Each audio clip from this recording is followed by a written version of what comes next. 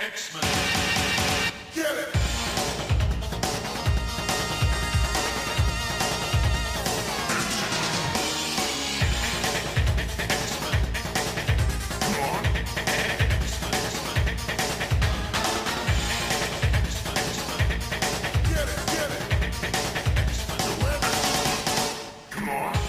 Hey everyone, and welcome to another exciting episode of Battle of the Atom. This is your weekly X-Men podcast where we rank every story from A to Z. I'm Adam. And I am Zach 7. Adam, how are you doing today? You're Zach 7? What happened to Zach 1s through 6? They all died, but I retain all of their life's knowledge and memories in a recursive loop that I continue to live. So I do know that if I make no other changes to my life and I don't influence anything, that this podcast is going to go to 300 episodes until one of us, I'm not going to name who, tragically dies. This is horrific. I learned that in life 4. Oh. I stopped doing a podcast for a couple of lives, and then I decided I'm bored. I'm going to do the podcast life again. That one was fun. Are you keeping Life 6 very secret? Yeah, no one's allowed to know why in Life 6. What caused me to decide, no, I need to return to the podcasting. That was a good path. So you haven't quite become radicalized yet, is what you're telling us. Oh, no, I've been radicalized. Oh, okay. All right. All of these experiences have radicalized me. And if you don't know what we're talking about, guys, go read Powers of 10 and House of X. They're wild. Yeah. House of X2 came out after we recorded last week, and I think I've read it like a dozen times at this point, and I'm still trying to figure it out, and it's great. Yeah, it's pretty good. Moira's a lot of things now, and also the exact same thing she used to be. It's beautiful. It's very curious, is what it is, and I can't wait to read more. Well, instead of that, we're going to read some different stuff. Yeah. On this podcast. Yeah, I brought my trail mix. Did you bring your combos? I brought my combos. They are the only snack you're legally allowed to eat on a road trip. And nowhere else. Nowhere else are you allowed to eat combos. Well, that's good. And we're going to be talking about road trips today, thanks to Patreon supporter Tim Matum. Tim went on over to patreon.com/XavierFiles, threw some money at us and said, talk about road trips. Thus, we are going to do so with the first story that's on our list, which is very confusingly... This one's confusing. Uncanny X-Men 319, 322 through 325, and also Adjectiveless X-Men 45. A combined story I like to call... The Prelude to Legion Quest, Gene Nation, and Road Trip with Iceman and Rogue. These episodes, let's get the credits out of the way, because just to be worse to all of us, they have a different artist on each one of these issues. Yep. So we have, just going in sequential order, Uncanny X-Men written by Scott Lobdell, professional comic book writer, with art by Steve Epting, Tom Grubbett, Brian Hitch, Roger Cruz, and Joe Mad, with X-Men 45 written by best friend Fabian Nicieza, and Andy Kubert does the art. Andy's pretty good at art, guys. I don't know if you heard about that. Honestly, any of these artists in a row, pretty solid artists. Turns out you could get a lot of money in 1995 for the X-Men books. But back to back, it's a little bit discombobulating. It's very discombobulated. Yes. Now, this is from this era where the Uncanny and X-Men books, and frankly, anything else from the line could cross over at any moment, and you would have no real reason why. I mean, it just does. So this Rogue and Iceman backstory of the two of them road tripping kind of flows through all of these issues, even though for a good chunk it's not the main story. Yeah, so what's important, like you said, X-Men was just a giant pile of mistake in this time. You just couldn't follow it. So, to provide context, in 314 of X-Men was when Emma Frost took over Iceman's body. Mm-hmm. And Iceman is feeling weird about that situation. Yes. Then Phalanx Covenant happens, so the X-Men are off the board for a while. Mm-hmm. Then they pop back up for 319, where the main story, at least that we're going to focus on because it's the most interesting to us, is Iceman and Rogue going to visit Iceman's family because I guess Iceman and Rogue are going to be friends now. Yes. Then Legion Quest and the Age of Apocalypse happen. Right. And when we get back, 322 is the first little hint of the Onslaught crossover. So It's the first. Whew. It's the first trumpet. The seal has been broken and Onslaught is coming. But we're not talking about that today. He beat up Juggernaut. That's all that happened. And no one involved in this comic knew what Onslaught was at the time. It was a word that was thrown into a final panel, and they figured it out later, I guess. It's beautiful. They had a name and a logo. That's it. It's a pretty good logo. Solid logo. Anyway, so this first issue is Uncanny 319. I have heard some people interpret this issue as the original coming out of Bobby, but it centers around Bobby taking Rogue back to meet his parents. On Long Island, yes. And as we know from lots of continuity, Bobby's dad is a jerk and has never really accepted the fact that he is an X-Man and that he is a mutant, and they come to, I don't know, they're not happy with one another is basically what happens. Yeah, it's a lot. It's also not subtle. So I don't believe that Lobdell had the full intention of, hey, let's have Bobby be gay now.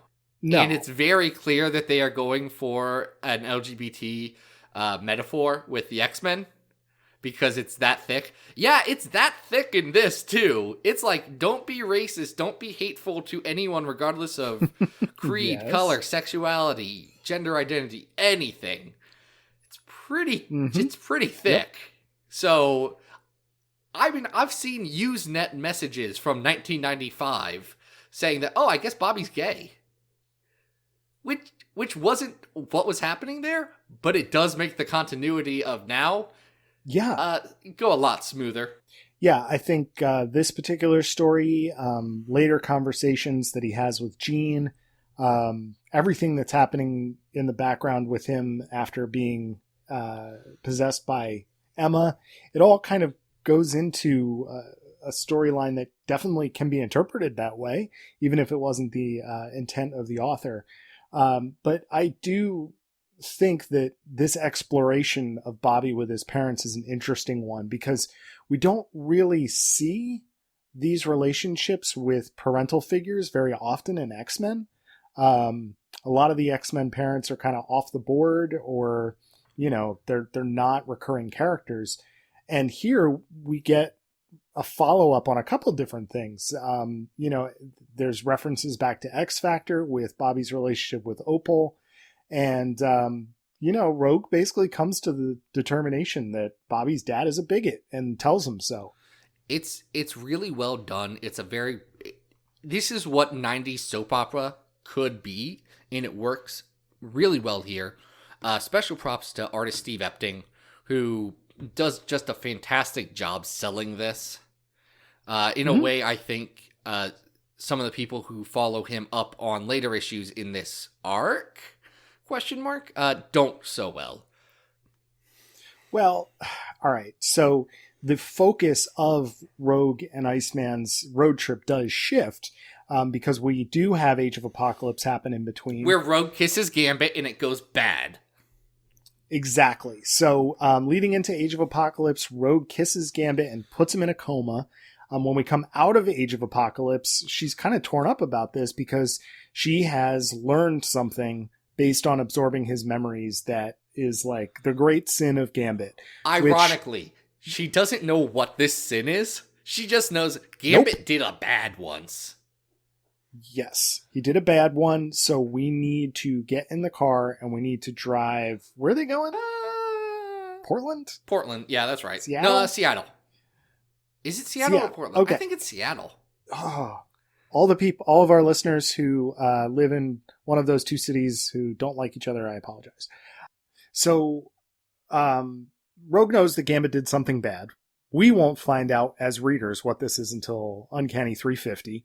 And it's that he was a marauder. Sinister's involved here. This all gets wrapped up in X-Men 45. But the main thrust of the issues of 323 to 325 is actually a battle with Gene Nation, which is kind of complicated. It's the Morlocks having been sent to a parallel dimension by Mikhail and I guess evolving quickly, and they come back with Marrow, which is also a thing that started in Generation X. So kind of a lot. Yeah, Gene Nation is bad, actually. I don't like them. They are mutant terrorists, but, like, not even in the way that Magneto was a mutant terrorist. Marrow originally is not particularly interesting. You know, she's just like a chick with some bones sticking out of her noggin. And that's great, but not a lot of character stuff going on here. So it's basically a fight 'em up. Well, can we talk about the final part of the fight 'em up? Because that's at least interesting in what it tries to do, even if it's not good. Yeah, please. They do a sewer fight with Marrow, who is, the head of Gene Nation, who are the evolved Morlocks, essentially, right. And Storm, who technically is still in charge, even though objectively she's a terrible leader. And do you know what Storm does? Oh, we get a little bit of a reenactment of the Callisto Storm fight, and she basically rips Marrow's heart out. She's got to rip her heart out. Yeah, it's Mortal Kombat move time, man. It's a finishing move. What? Okay, let's. There's a bomb around her heart or something. Yes. It's dumb. Right. Which wild that happens. Let's start at the top on this dumbness. 1. Storm shoved her hand through a bone person's rib cage, grabbed a still beating heart, and ripped it out. Yeah, like I said, it's a Mortal Kombat finishing move. It's pretty straightforward. Storm has a regular hand, though. Wait a minute, doesn't she use one of Marrow's, Marrow dagger, bone daggers? Who can even tell? Joe Mad's actually bad at art, and not very clear. He was too busy playing Final Fantasy VII. Which is true. If you guys don't know, Joe Madureira essentially tanked his comic book career or his earning potential. He seems like he's doing fine now because he was playing a lot of Final Fantasy. Is that true? That's crazy to me. That's 100% true. Yeah, dude. Why do you think Battle Chasers is just Final Fantasy, but Joe Mad drew it? And also unfinished.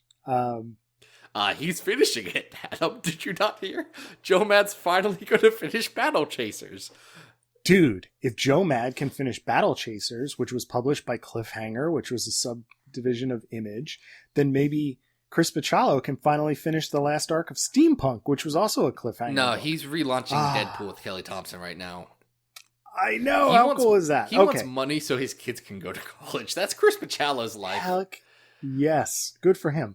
I hope it works. Also, I'm sure it will. Marrow also has 2 hearts, so Storm doesn't actually murder her. Great excuse. I don't think that even comes up in this comic, though. I think that's a later retcon. Nope. No, she's dead for all intents and purposes at the end of this arc. And I'll give Lobdell and Nicieza some credit here in that there is some nice synchronicity here. The whole thing is supposed to be about the, a multi-year anniversary of the Mutant Massacre. I don't think that's ever quite explained.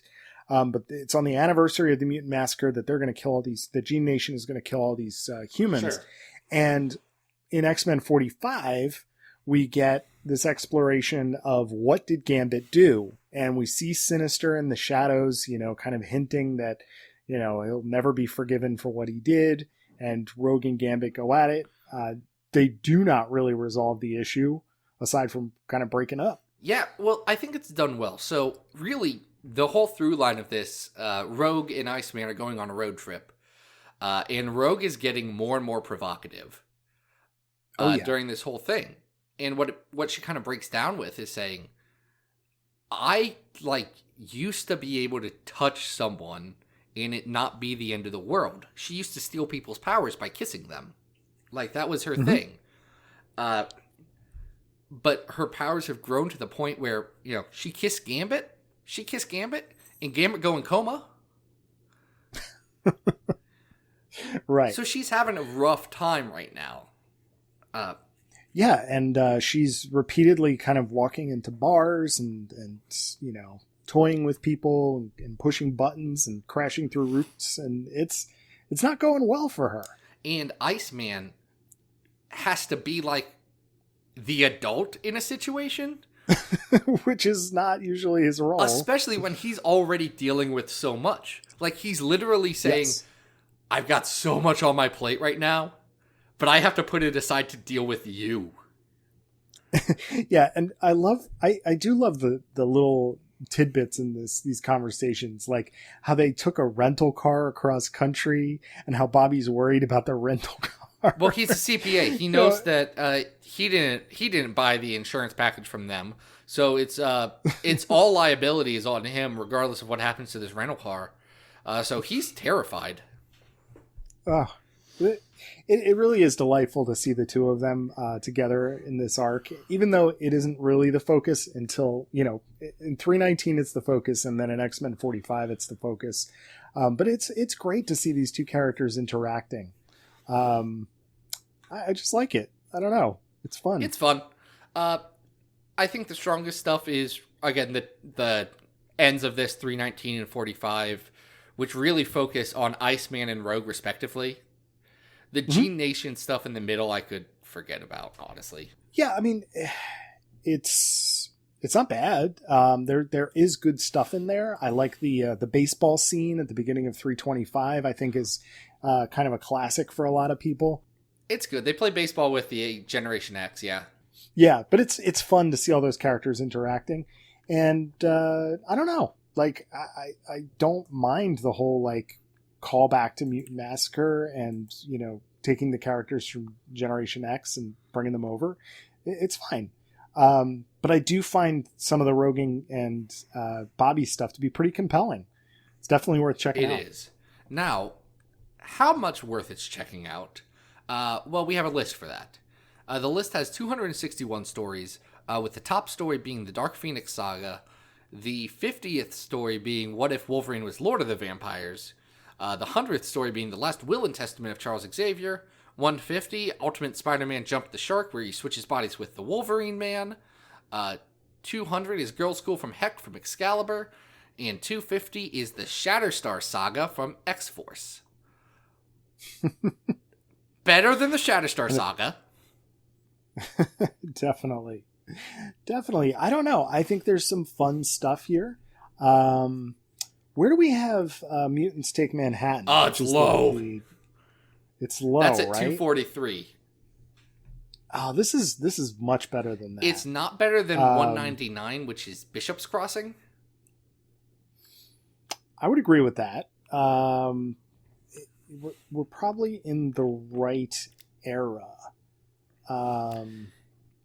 Is it better or worse than that Cable story where they go to Genosha and fight Sugar Man? I think it's better than that. Here's what I think. I think it should maybe go a slot below Shatterstar and Adam X versus Arcade at 211. I can dig that. So that puts it right above 212, X-Men 4 and 5, The Brotherhood of Evil Mutants, where 4 is good, but paired with 5 really hurts it. Yeah, kind of uneven there. That sound like a good place? That's a great place. That's our new 212. Okay. This one's going to be tough to add to the list. Yeah, I'm calling it Gene Nation / road trip. So we're gonna stay on this road trip, and we're gonna go just a little bit farther down the old beaten trail. These country roads are going to take us home to X-Force 71 through 74, appropriately titled Road Trip. This is written by John Francis Moore with art by Adam Polina. It's fun. I like this. This is kind of like X-Force going back and becoming a New Mutants book for a lot of ways. In a lot of ways. They've broken up with Cable. Domino is recovering from some kind of injury. So this entire era is very Claremontianly plot heavy. So everything does flow into each other a bit, but yes, Domino got hurt, and she's in the background of this, and she has short hair, and she's pretty good. Yeah. But the cast of X-Force right now consists of Warpath, Siren, Boom Boom, who is not going by Boom Boom, which is weird. Yeah, she's Meltdown. I'm not into that. She's Meltdown. Sunspot and who am I missing? Danny Moonstar. Yes, Moonstar. Mirage. So they're on a road trip, and ostensibly the purpose of this trip is to follow up on a plot line from all the way back in New Mutants 99. Yeah. Remember how all of James Proudstar's tribe got massacred, and he assumed it was the Hellfire Club because he found evidence that it was the Hellfire Club? Well, by evidence, you mean that somebody dropped a Harvey and Janet mask into the dirt there. A single Hellfire mask, yes. Yes. And that was the explanation for what happened to his entire tribe. That is not what happened to them. It's a little more complicated than that, and it takes some finding out to figure out what the solution is here. Oddly enough, this is a follow-up to also X-Force -1, which gives the whole backstory of when James was a little kid and ran into this secret doctor who was experimenting on people in his tribe. It's wacky, isn't it? It's wild. There was a doctor trying to turn his tribe into werewolves. That's right. And they were funded by Strife. Yeah, you remember Strife. He's Cable's clone. So that's the bigger part of this arc. The other part of the arc is that they run into a kid who borrowed money from the mob. Just be patient here, to make his film debut. Yes. And several of the group, Siren and Warpath go off on their own to try and solve the mystery. And the rest of the team becomes basically this kid's private security. Yeah, they get bored because they ran out of money in the middle of Ohio. And this kid has a suitcase full of it, so why not hang out with him? The answer why not is because he's not a great kid. Mm-hmm. But they have fun. They don't do much, but they have fun doing it. Yeah, they play dress up. They put on some pinstripe suits and play security guards, and that lasts for a short period of time because, unfortunately, the culmination of Warpath's story and solving the mystery really takes him into hell. Yeah, Warpath dies, and then Danny gets a Valkyrie premonition. She's like, hey, your friend died. He's in hell. Do you want to help him? It's like a 90s beeper. And then you just see like 911 on there. And they basically travel to hell well, it's not really hell though. It's sort of like, they don't describe it that way, but Blackheart is there, even though it does not look like Blackheart, and they all fight Strife, who's trying to get out. Yeah, Strife's trying to break out of hell in this very convoluted plot that went poorly for him. Mm-hmm. It doesn't work. Warpath is able to... The X-Force is able to win the day and bring Warpath back. I don't know. That part of the story is pretty silly, but I mean, even the explanation of what actually happened to Warpath's group is pretty weird. It's dumb, but it does wrap up a plot thread that had been sitting around for like 6 years. Yeah, and the fact that you had to read X-Force -1 to fully understand that backstory is a little bit strange. Yeah, there's two things I really like about this book and this era in general. One, Adam Polina's art. I really enjoy it. He's got an energetic style that's different than the like heavy anime influences of like a Joe Mad. Yes. It's a little more cartoony, it's closer to like an Ed McGuinness, I think. Like a sharper Ed McGuinness. Yeah, it's an interesting kind of cartoony style here. And we do get, believe, guest artist Andy Smith on issue 73, and it's very noticeable. That's right, the style shifts, pretty drastically in between the two issues. But Polina, it's a really fun style to bring to this storyline. I'll tell you the other thing I really like in this era, X-Force feels like a team of fun kids, even more so than some of the bright spots of like the Nicieza run, or even some of the stuff that like Jeff Loeb was doing and doing pretty successfully in his Purple Suit era of X-Force. They really do feel like young adults who have been friends for a while and are just making their way through the world. The next issue of this, they do go to Burning Man. Right. They call it something different, right? What do they call it? No, it's just Burning Man. Is it? Okay. I thought Tabitha calls it something else. I don't know. Hippies don't know how to sue. It's fine. I'm kidding. It's all yuppies now, and people who can afford to go to Burning Man. Don't get me started on this event I don't care about. So corporate, them burning that thing. But you're right. Like, there's soap opera elements here that are great. The relationship between Siren and Warpath continues. We get little tidbit about Tabitha writing to Sam on the X-Men. It's just those kind of elements really do let these characters breathe a little bit, and it's not super heavy on let's go run and punch them up, because that's not what's happening here. Can I tell you the one big thing about this era, which I enjoy this era as a whole, but the one thing about this era I don't like? Mm-hmm. John Francis Moore's plots are just loosey-goosey. This is indicative of everything in this era. There's some stuff with the Externals, some stuff with the Eternals. There is some stuff with, I don't know, it's just a bunch of weird things. He's just writing what he feels like writing, and more power to him for doing that. Because he gets the hangout aspect of the book great. He gets the character relationships great. Him and sensible plot are not in the same room. I think that's a fair assessment. But at the same time, the aimlessness of it does kind of fit. You know what I mean? We see Mirage reading Kerouac. I think Warpath at one point is reading Fear and Loathing in Las Vegas. There's something fun about that that I think that he captures pretty well. I think this book and this arc really shows that they were only the big guns team for a little bit. Oh, sure. Yeah. And there's something to love about X-Force outside of that. Mm-hmm. Agreed. And this is that for me. I really have a soft spot for this era and for a lot of these characters. Like, this is the run that made Warpath one of my favorites. Oh, he's great here.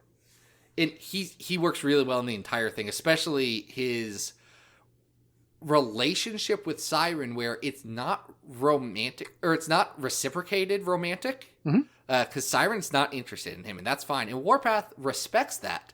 Never stops being, like, into her, but also is just, like, a good dude and a good friend. And I kind of wish Siren and Warpath could hang out, because they haven't done it since, like, 2000. Yeah, there's a romantic undercurrent to this, but it's more that it's a very significant friendship for the both of them, and that's what I think is interesting about it. It's well done, and they capture that sentiment I think pretty solidly.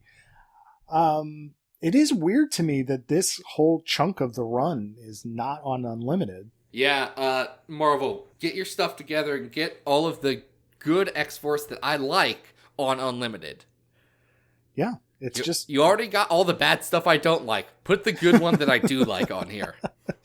Yeah, there's just these gaps, and they've managed to fill the gaps in a lot of the other X titles so that we have complete runs, but not with X-Force. So might want to get on that. It's like X-Force, Excalibur, and X-Factor after 1995. Yep. Yeah. It's those three in that era, and it's just touch and go. Either way, we have our own list that's better than Marvel Unlimited. No, it's not. It's worse, but... Where should Road Trip go?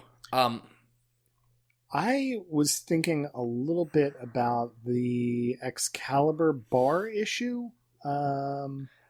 Oddly comparable, yes. Yeah. We have friends hanging out, there's character work being done. But I would say I like this maybe better than that. Now we have that at 139. 139. I like this better than the Hellfire Saga at 135 of Wolverine and the X-Men, but I don't like it as much as Age of Apocalypse Exterminated. I think that's a good place for it on the list, honestly. I'm looking at what's above it. Magic-Born Knights, X-Men Endangered Species, Kitty Pryde and Wolverine, and I don't think it's as good as any of those. And I think we both agreed that Age of Apocalypse from 2011 was a pretty novel concept. So that would make it our new 135? It would make it our new 135. I feel like from 134 to, I don't know, 155-ish are hey, here's a handful of stories you probably overlooked, but kind of are good. They're kind of good, actually, guys. Yeah. Check these out. You're going to... there's lots of stuff like that on our list. But if you liked X-Force and you kind of waved this part of the book away just because you thought it kind of gave up on the mission statement, check it out. Great character development, fun storylines, pretty solid art. I think it's good. Yeah, they just start having fun. Yeah. Now, the last story on our list, I could not characterize as fun, per se. There's a fun aspect to it, I guess. But what are we talking about here, Zach? This is a bit of a departure from where we just were. Yeah, this is a sad road trip instead of a happy, fun road trip. This is X-23, number 4 through 7, Songs of the Orphan Child, written by Marjorie Liu, with art by Will Conrad, Marco Cicchetto, David Lopez, and Sana Takada. Mm-hmm. And our bosom buddies this time are Laura Kinney, and our good friend Gambit is back for the second time this episode. Gambit on road trip. Gambit on road trip. He's got card tricks, and he's trying his darndest to be a good friend to X-23. I don't know how good of a friend he's doing, because he can't really keep her out of mischief. He does ask, did you murder someone? And when she says yes, he's pretty much okay with it, I guess. He says, fine. You shouldn't murder people, Laura. I know you like it, but maybe stop. Yeah. Well, I think the two of them interacting is one of the highlights of this arc. Unfortunately, the villain of this arc leaves a little to be desired, and that is the only Miss Sinister. So this is a weird arc where Laura's left the X-Men for reasons that involve hell. We're not going to get into it. It's kind of confusing. Laura runs into a girl who's being involved in human trafficking at a diner, and tries to help her out because Marjorie Liu is bound and determined to make us all remember the very bad continuity from NYX. Oh boy. Which, look, Marjorie Liu handles it well. Mm-hmm. This is not a fault of hers. I'm not personally convinced that I ever want that story referenced again or brought up. Well, it's not explicitly spelled out. And the reason this is brought up is because, this is very much an Orphan Black type situation. But maybe not.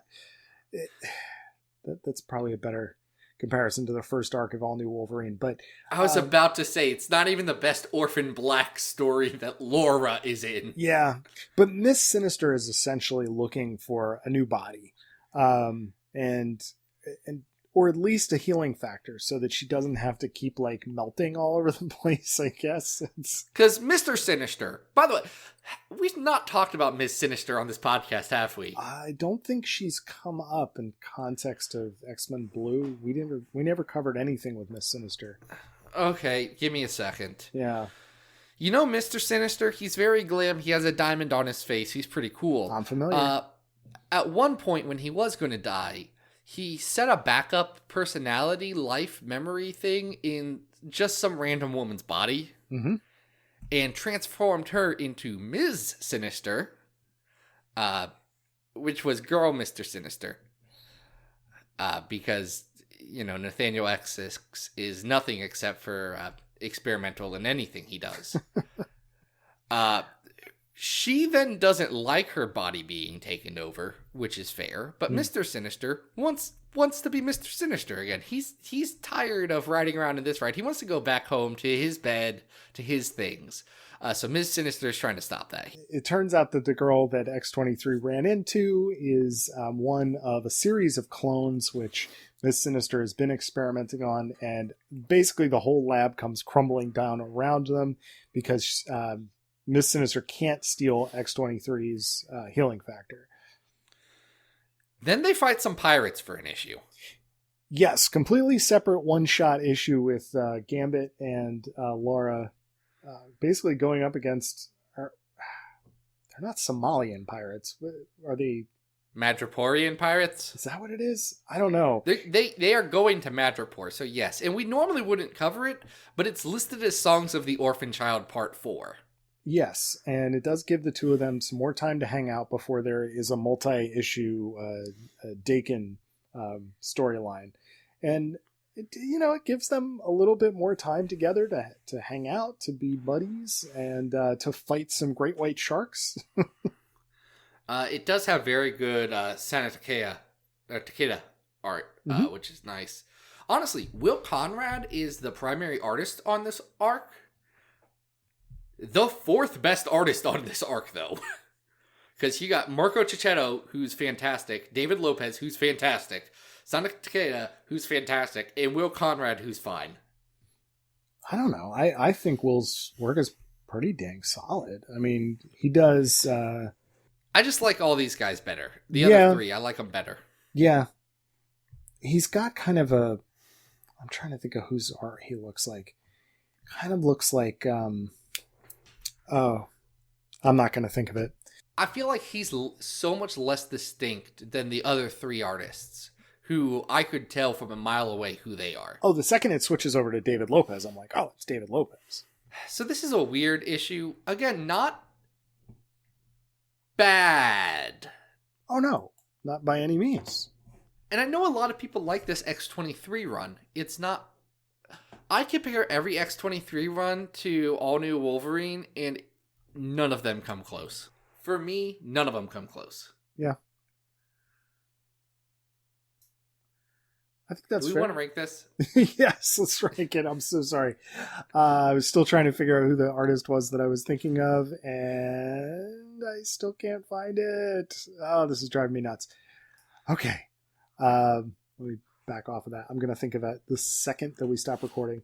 And you absolutely will, too. I don't know. I feel like this is fun. I like the relationship between X-23 and Gambit, but it's not essential by any stretch of the imagination. So better or worse than Ultimate X-Men 46 to 49, which is the Sinister Stairs arc. It's better than Stairs, but I like the line from Stairs better than the part where X-23 stabs a shark. Okay. Better than Deadly Genesis at 207? Do you think it's better than Deadly Genesis? I don't know. I think we're in the right realm, like this No More Humans era, like at 209. I do think it's better than 210, which is the long shot story from the Jim Lee X-Men, volume 2, 10 to 11. It's probably... It's better than the C.B. Cebulski Age of Apocalypse, isn't it? Yeah, I would say so. And we have that at... That's at 203. 203. Okay. All right. But, like, a few spots up from that is Savage Wolverine 12 through 13, Come Conquer the Beasts. And I like Come Conquer the Beasts better. I like Bishop's Crossing better at 200. I would be okay with it ahead of Girl School from Heck at 201. Okay. I'm not going to fight it. All right. So that would make this our new 201. Yeah. Songs of the Orphan Child. Oh, just sounds so sad. It is sad. It's a very sad child. Yeah, she really is. But some fun Gambit interactions. There's some fun Gambit interactions. Yeah. Gambit's oddly at his best when he has to be the adult in a situation. Yes, absolutely. It's great. Which is honestly why I think his marriage with Rogue works well, because Rogue is normally the adult in a situation, but around Gambit, she stops being that for whatever reason. Oh, I figured it out. Lanil Yu. Later Lanil Yu. Yeah, okay, I can see that. That's not even who I'm thinking of. No, he's more stylized too. I don't know, man. Keep thinking. Mike Diodato. Mike Diodato. That's who I was thinking of. Kinda. I can see that. Oh, it's not the same. No, right. I can see Dio. I can see Dio there. All right, that was my 2 cents. Road trip over. Road trip over. We're here. Everyone get out of the car. Or I will turn this thing around. I swear I will. I swear. But first, I want to thank Tim, because he went over to patreon.com/XavierFiles. He gave us some money. We wrote a story about, well, we didn't write it. We crafted a podcast around it. If you want to be like Tim and have us talk about one of your stories before the year 2021, you can go over to that exact URL of patreon.com/XavierFiles, pitch in at the $2 a month or higher level, and you can get a story on this list, and we'll handcraft an episode around it. We've gotten some very good suggestions recently, and I'm very excited to see what happens next. If you like me and what I'm doing, you can go on over to XavierFiles.com. That's where you have all the latest and greatest of annotations of Hickman's run on X-Men. Where you can figure out what that weird bit I did at the beginning of the show was. Yeah, guys, if you're not reading Hoxpox Talks on Xavier Files, you got to. Chris and Rob are doing just amazing work decoding these Hickman issues. It's fantastic. They're a great team, and I continue to be proud that that's something that's coming on our site. You can also go to Twitter and look for Xavier Files. That's me, and I tweet there on occasion. Adam, what's up with you?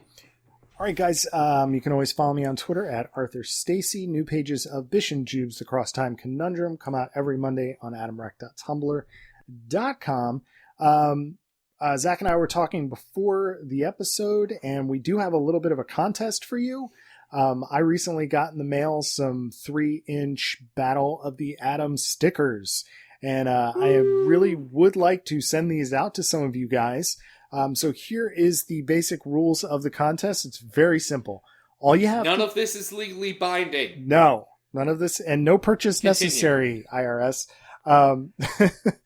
I will pick up the postage. I will send this thing to you if I can get in touch with you. Here's what we're asking you to do.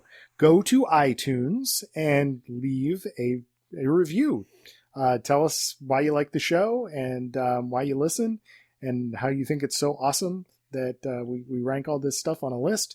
And we're going to be selecting some of those at random because we think they're, well, not completely at random, just because we think that they're awesome reviews. And we'll try and get in touch with you and send you some stickers. How's that sound, Zach? That sounds great. You don't have to leave us a good review to get the stickers. Right, but right. It could be I think we legally have to say that. I'm not sure how laws work again. In reality, how this will work is we will send stickers to 10 people that we feel like it, or however many it is. I don't know how many stickers Adam has. People who have written reviews of, regardless of the quality of the review, there do need to be words there, though, because that's the only way I'm going to see that a new review is there. Yes. So leave a review and get a sticker. You can deface your laptop with it, or whatever you like to do with stickers. Leave it on a stop sign. Public property. Don't be that jerk who leaves things on stop signs so that whatever you're advertising seems like it says stop that thing. I know. Be like Miles in Spider-Verse and hit a sticker everywhere you go to school. And then have your cop dad tell you that's not good. I love that movie so much. I was So watching good. it the other day with my son. He was flipping out for Spider-Gwen. Oh, it's so good. It's so good. They're all so good. I can't wait for there to be more of those. What are we doing next week, Zach? Are we talking about Grand Design next week? I forgot. Yes, we are talking about Ed Prisker's magnum opus, X-Men Grand Design. We're also going to be talking about other things that recap all of X-Men's history. So Yeah. So we got. if you only listen to one episode, just bang for your buck as far as history goes. This will be the one.